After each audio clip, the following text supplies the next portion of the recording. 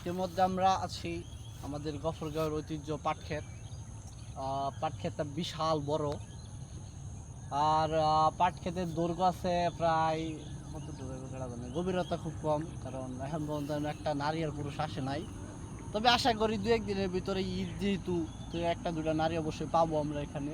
অবশ্য আমাদের এখানে দেখেন আপনারাই, এই যে দেখেন এখানে অবশ্য আমাদের বসার একটা স্থান আছে।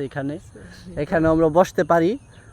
ওদের জন্য আমরা এখানে একটা ডোর করে দিয়েছি, মানে একটা সুন্দর একটা বেড মানে বিছানা বানিয়ে রেখেছি।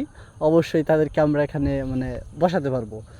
সো আরও আছে, আরও পাট খেতে আরও নানান ধরনের আকাম জন্য অনেক না আকাম না মানে ভালো কিছুর জন্য অনেক কিছু আছে। ওরা এখানে বসে আড্ডা দিতে পারে, স্বাভাবিক বিষয়। ফ্রি টিকিট একদম ফ্রি, নর্মাল এটা একদম ফ্রি। আপনারা চাইলে আসতে পারেন, একদম ফ্রি। করিম ভাইয়ের মোড় আসলেই নামতে পারবেন, ঠিক আছে, সমস্যা না। পাট খেতে অবশ্যই আমরা থাকবো না, আপনাদের জন্য উন্মুক্ত।